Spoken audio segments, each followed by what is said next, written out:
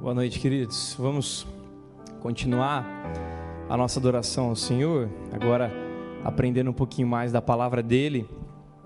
E hoje nós ainda continuamos a questão da teologia e prática. E eu espero realmente que a gente possa entender um pouquinho mais sobre isso. Tirar a teologia, muitas vezes, dos nossos armários, da nossa alma, muitas vezes, que está jogadinha lá no cantinho, e trazer para a prática.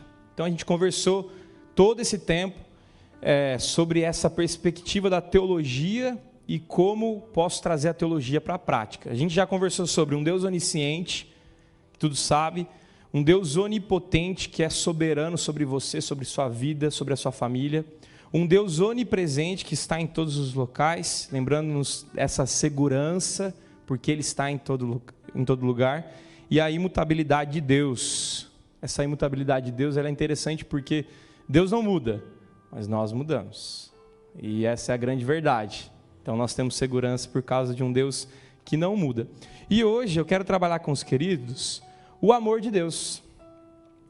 O amor de Deus, a bondade, a longanimidade e a misericórdia do nosso Deus. E algumas questões sempre me colocam em relação à vida, porque, como nós já dissemos aqui, teologia e prática. E quando a gente vai para a teologia sistemática, quando a gente vai para a teologia um pouco mais densa, nós encontramos a questão de um Deus de amor, um Deus de bondade, de misericórdia e de longanimidade. Mas como que esse Deus de amor, de bondade nos afeta?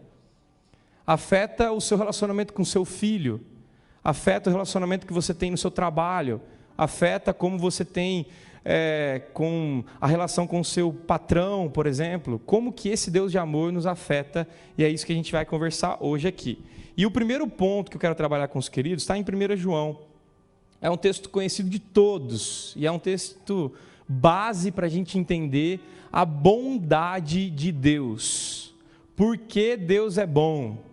1 João 4:8, a gente deveria saber de cor esse texto. É um texto muito conhecido.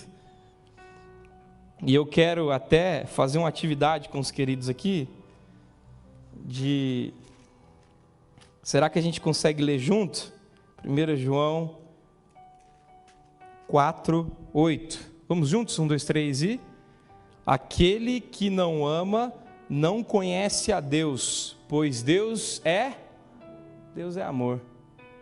A primeira realidade de um Deus bondoso, da bondade de Deus, como primeiro passo, ou como primeiro degrau em relação à teologia e prática, é você entender que Deus é amor, é da essência de Deus. Deus, Ele pratica bondade porque é dele, então não tem como fugir dele, dessa realidade de um Deus de amor.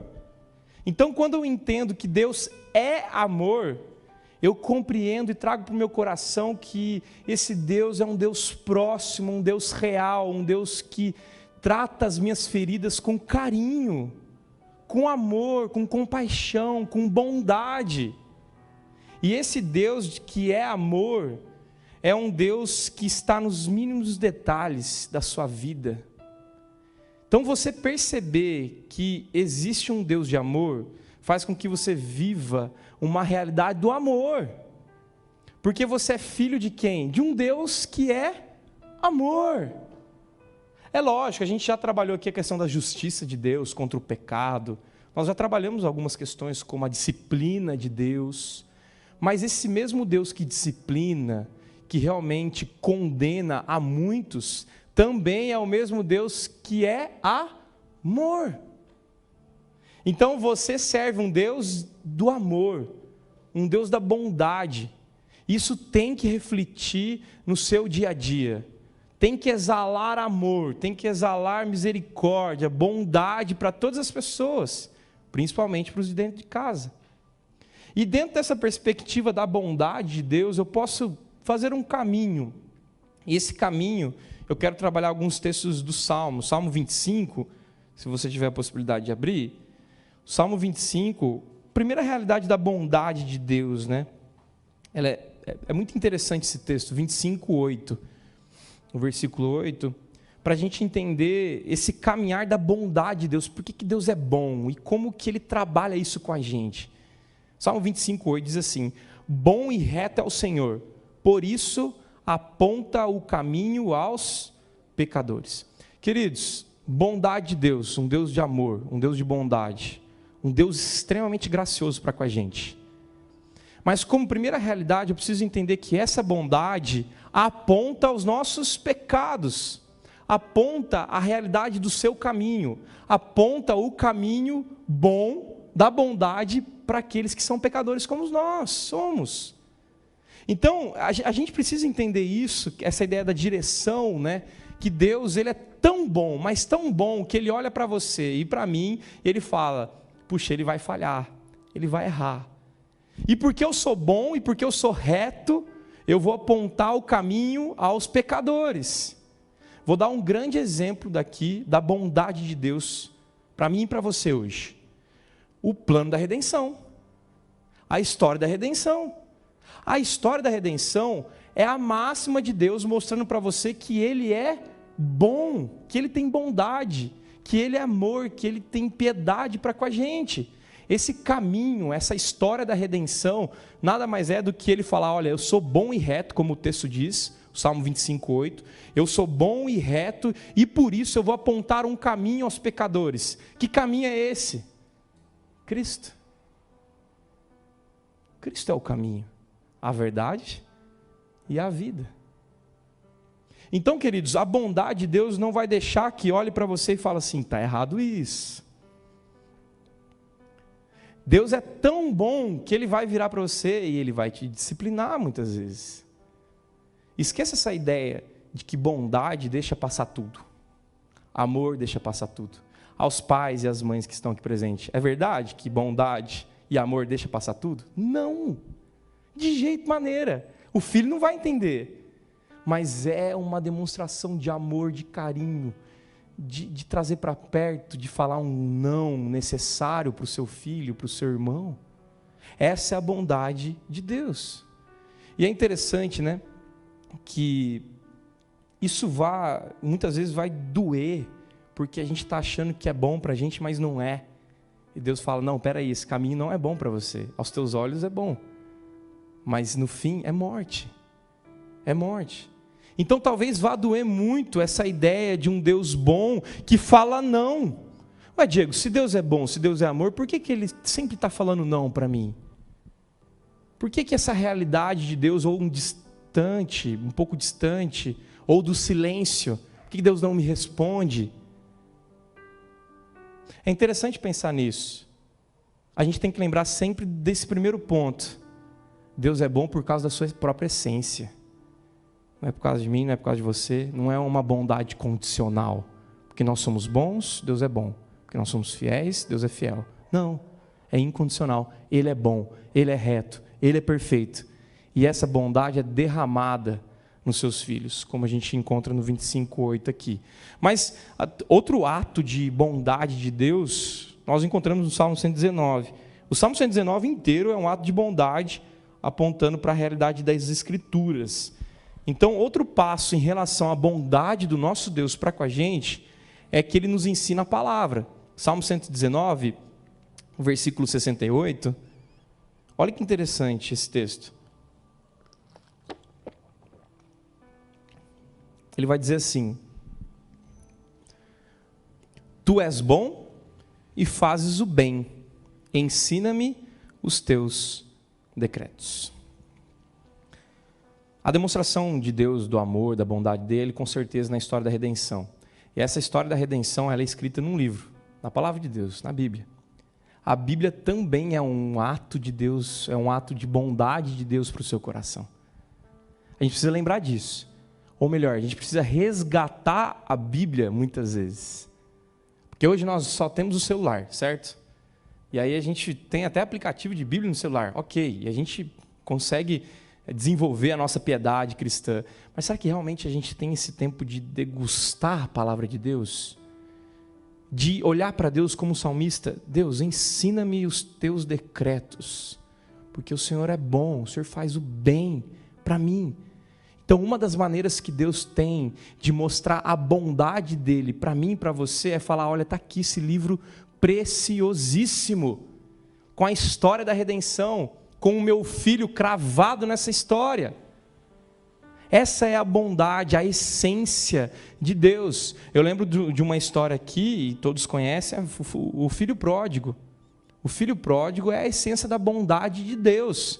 Talvez ali seria até legal a gente colocar, em vez de a história do filho pródigo, a história de um Deus de amor, de um pai de amor.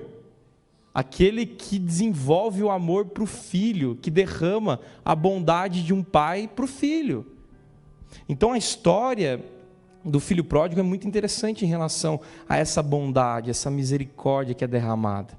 O Salmo 145, 9, tem outro texto também, dê uma folhada, a gente vai folhear bastante texto aqui hoje, em relação à bondade, em relação à misericórdia e à longanimidade do Senhor.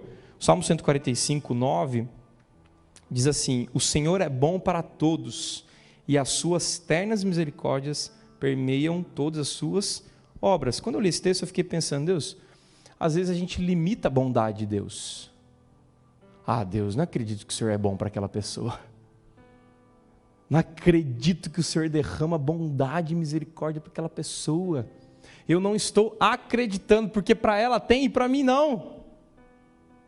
Quando eu entendo essa essência da bondade de Deus, que é por causa do ser de Deus, a pessoa de Deus, eu entendo que não é mais condicional. Ele ama porque Ele quer, e porque não tem nenhuma condição que você vai fazer com que Ele te ame. Eu gosto muito da visão. Por muito tempo, a gente pensou em questão de devocional, entrando aqui num parênteses, né? A questão de devocional da nossa vida, né? Por muito tempo a gente pensa assim: faço devocional, Deus está sorrindo. Não fiz devocional, Deus está triste. Deixei de fazer devocional 5 dias, Deus está 5 dias triste. Resultado, muito triste. Olha que interessante. Sabe o que isso quer dizer? Que você tem um relacionamento de troca. Você faz, você ganha. Sendo que a ideia é que o seu prazer esteja na lei do Senhor, e prazer não tem ideia de troca, relacionamento de troca, de barganha, faço ganho, não faço não ganho. O amor de Deus não tem limite, vai além daquilo que nós imaginamos. Então Ele derrama graça, Ele derrama amor, piedade, misericórdia a quem Ele quer, do jeito que Ele quer. E quando nós questionamos, Ele às vezes nem te responde. Sabe por quê? Porque Ele é Deus. A gente esquece, queridos, que nós estamos numa realidade de criatura e não de criador. Você pode questionar diversos salmos, Salmo 13, por que o Senhor está tão longe? Questionamentos existem para Deus, mas aí Ele responde do jeito que Ele quer, no silêncio, ou respondendo sim ou não. Ele vai te responder da maneira que Ele quer. Mas quando eu começo a entender essa ideia de limitar Deus, sabe? O Senhor é bom para com todos, e suas ternas misericórdias permeiam todas as suas obras. Quando Ele faz bem, e muito bem.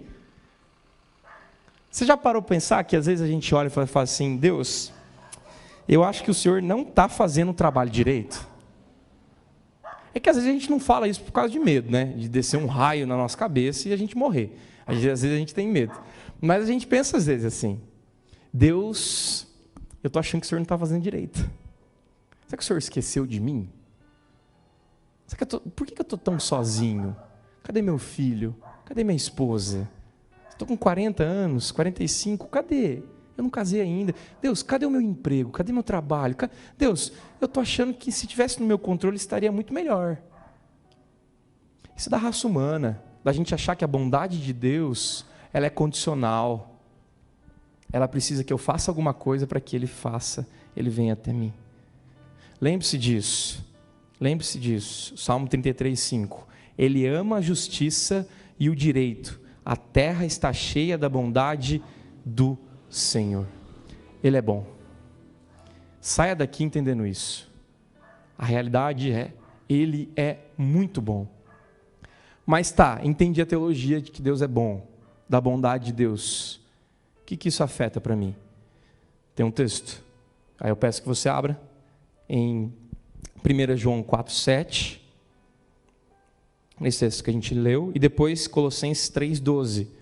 Entendi, compreendi que Ele é muito bom, a bondade de Deus, mas como que isso me afeta? Primeiro, 1 João 4,7, afeta absurdamente aos seus. Por quê?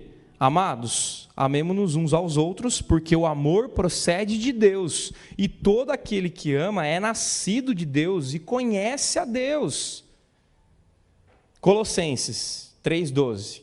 Revesti-vos, pois, como eleitos de Deus, santos e amados, de ternos afetos de misericórdia, de bondade, de humildade, de mansidão, de longanimidade. Querido, não adianta você sair daqui compreendendo a bondade de Deus e não fazer absolutamente nada. Você tem uma oportunidade de derramar bondade, amor, carinho a uma pessoa e você não faz. O seu Deus é um Deus de amor. E a minha oração hoje é que você saia daqui entendendo que você precisa ser marcado por uma pessoa que ama profundamente. O próprio texto vai dizer um pouquinho mais para baixo, em 1 João 4 ainda, que diz assim, no versículo 16, e nós conhecemos e cremos no amor que Deus tem por nós. Deus é amor, e aquele que permanece no amor permanece em Deus, e Deus nele. Então, quando eu permaneço no amor, eu estou permanecendo em Deus, porque Deus é amor, a bondade de Deus. O ponto é, Deus está te dando oportunidades para você derramar amor nas pessoas e bondade, e você não tem apreciado essas oportunidades, não tem abraçado. Esse que tem que ser o cuidado nosso. A gente sai dessa igreja aqui agora, e Deus está te dando diversas oportunidades de demonstrar amor, bondade para as pessoas, na rua, para vizinho, para amigo, no Facebook, no Instagram, e a gente não aproveita a oportunidade. Sendo que aqueles que são de Cristo, de Deus, eles são chamados para a bondade, para a humildade, para a mansidão, para a longanimidade. Deus é bom. Deus é bom. Mas não fique só no Deus é bom. Olhe para isso e fala, eu sou filho de um Deus bom. Logo, eu sou bom. Eu tenho que derramar bondade nas pessoas. A gente esquece isso. O primeiro passo para a gente entender a bondade como essência de Deus. Essa essência é derramada sobre nós. E porque Ele nos amou primeiro, nós podemos agora amar as pessoas. Então, talvez, se você tem problema com amor a pessoas, distribuir essa bondade, talvez você esteja com um problema de relacionamento com Deus. Talvez você não conheça tanto a Deus profundamente. Os atributos de Deus, quem é Jesus, o que Ele fez, como Ele tocou, como Ele andou. Então, reconecte aqui, para que você derrame aqui. Segundo passo, para a gente correr, para dar tempo da gente falar de todos os passos. O segundo passo que eu aprendo ainda em relação ao amor de Deus é a longanimidade. E eu coloquei aqui um exemplo, na minha opinião, um dos maiores exemplos de longanimidade na Bíblia é a relação de Deus com Israel. Tem algum exemplo maior do que a relação de Deus com Israel? Porque longanimidade é a ideia de ser longo no ânimo. É ter paciência 3, 4, 5 vezes. Difícil demais para a gente como brasileiro. A gente não tem paciência. Antigamente, ali no Urbanova, conhecido como Maconhão, eu sei disso, todos conhecem por causa desse nome também, que eu tive que citar aqui, mas tinha antigamente uma fila que ficava do lado esquerdo e do lado direito. Vocês lembram, queridos? A pessoa que ficava do lado esquerdo, ela tinha que ir para o lado esquerdo. Só que sempre tinha um abençoado que pegava do lado direito, ia lá na frente e virava para o lado esquerdo. Abençoado, cheio de bênção. Como que você vai ser longânimo com uma pessoa dessa? E a gente está dando um exemplo só ali no Urbanova.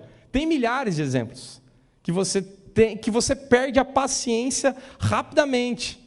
Mas olha que interessante. Vamos fazer um panorama rapidinho sobre Israel com Deus. Eles foram libertos do peso do Egito. Vocês lembram disso? Da escravidão através de Moisés. Mesmo que eles queriam apedrejar Moisés um pouquinho mais para frente. Depois, a própria morte dos egípcios no mar. o mar se fecha. Então nós temos depois um cântico de Moisés muito bonito, falando, olha, cantarei ao Senhor, minha força. Eu estou em Êxodo 15, tá bom, queridos? E a gente vai passando rapidamente.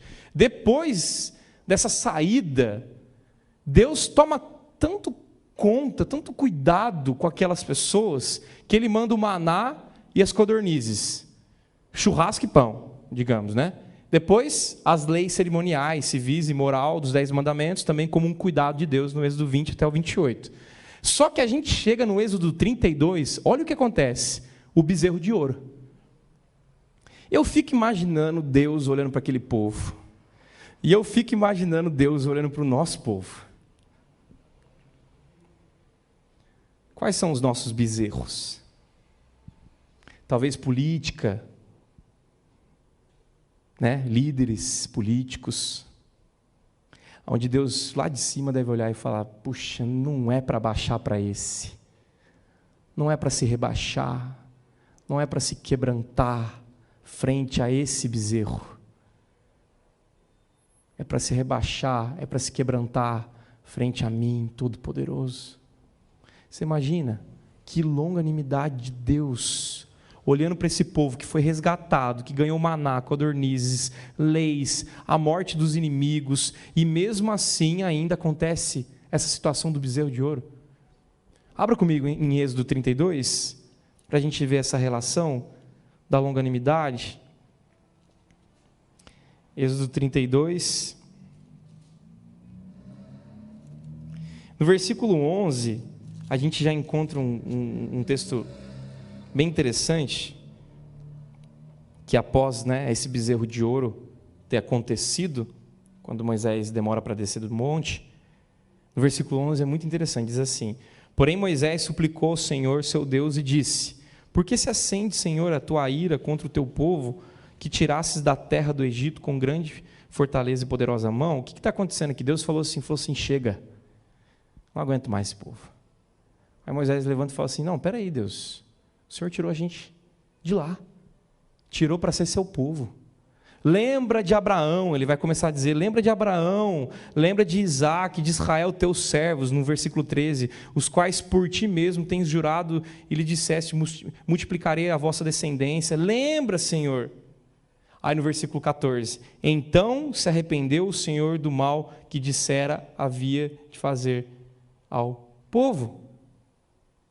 Deus é um Deus longânimo, que vai muito, mas muito além do que a gente imagina. Era realmente para ter descido fogo do céu, tanto lá quanto hoje. Mas Deus não faz. Ele não faz. Até tem um texto muito interessante em Números. Corra um pouquinho a sua Bíblia para frente. Números 14. Também a realidade quando o povo também já está cansado, já não aguenta mais essa realidade de êxodo, de caminhada. E do versículo 2 a 4 diz assim, todos os filhos de Israel murmuraram contra Moisés e contra Arão, e toda a congregação lhe disse, tomara tivéssemos morrido na terra do Egito, ou mesmo neste deserto. E por que nos traz o Senhor a esta terra para cairmos à espada, e para que nossas mulheres e nossas crianças sejam por presa? Não seria melhor voltarmos para o Egito?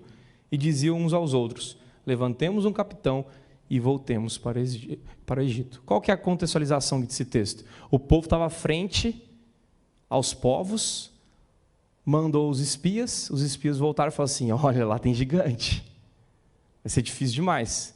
Caleb e Josué é diferente, fala, não, peraí, a gente tem Deus. Mas mesmo assim o povo fica doido. O povo fala assim, esquece, não dá mais. E aí Deus traz a gente para morrer aqui, pela espada.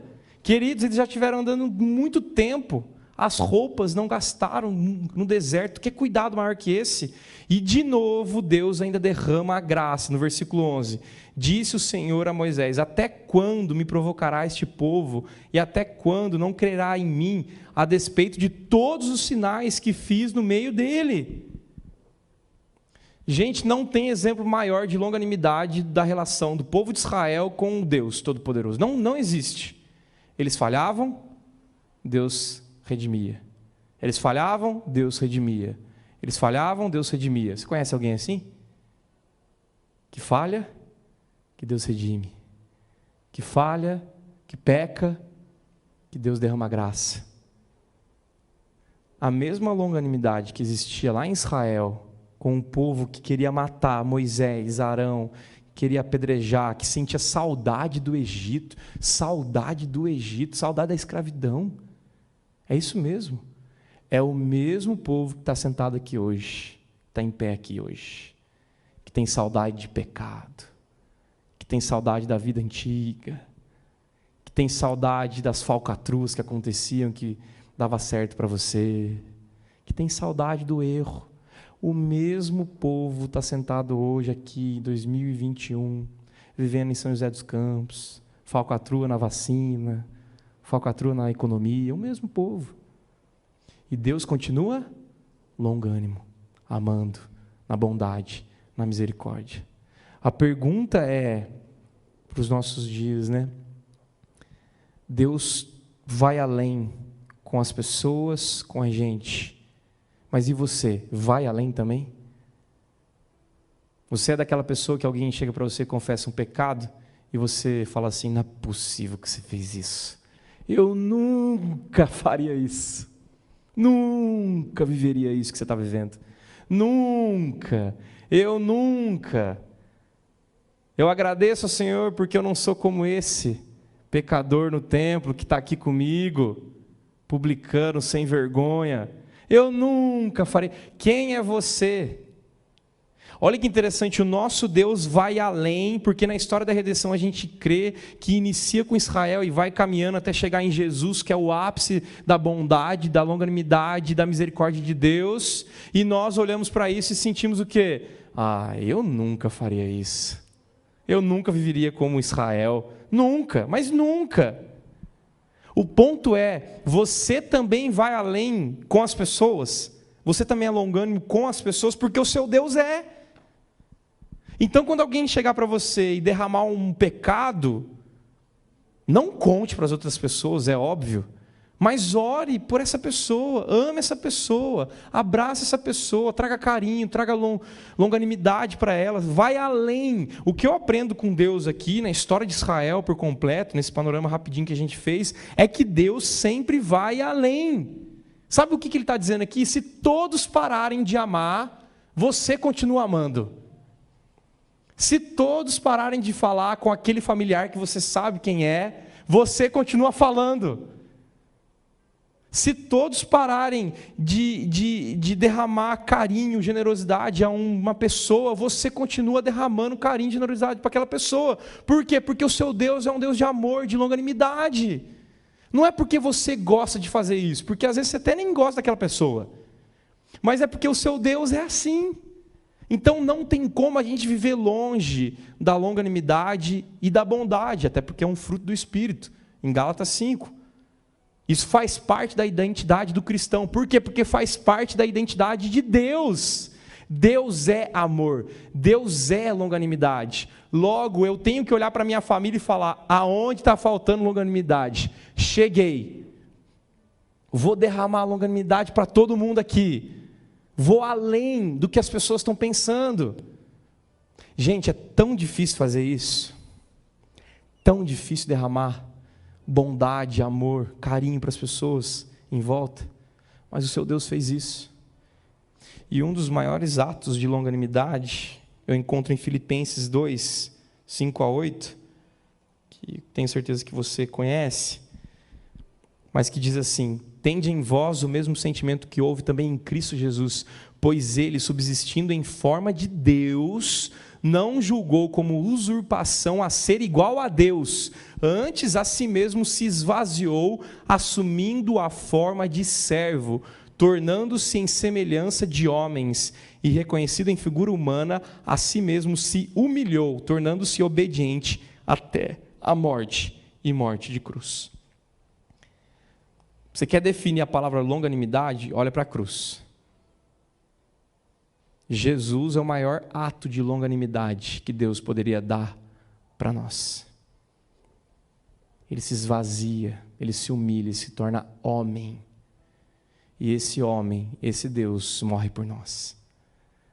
Mesmo Ele sabendo de todos os seus podres, mesmo Ele sabendo daquilo que você pensa que agora, mesmo Ele sabendo daquilo que você vai fazer daqui a pouco, mesmo Ele sabendo dos sites que você tem entrado, mesmo Ele sabendo com quem você tem conversado, mesmo Ele sabendo de tudo que acontece na sua vida, Ele diz: eu continuo amando, eu continuo longânimo. Essa é a bondade de Deus. Você entende? Não, a gente não entende. A gente só recebe esse amor. Eu quero encerrar com o terceiro e último ponto, e eu vou correr aqui, que eu sei que a gente já passou de tempo. Salmo 103, para a gente encerrar, queridos.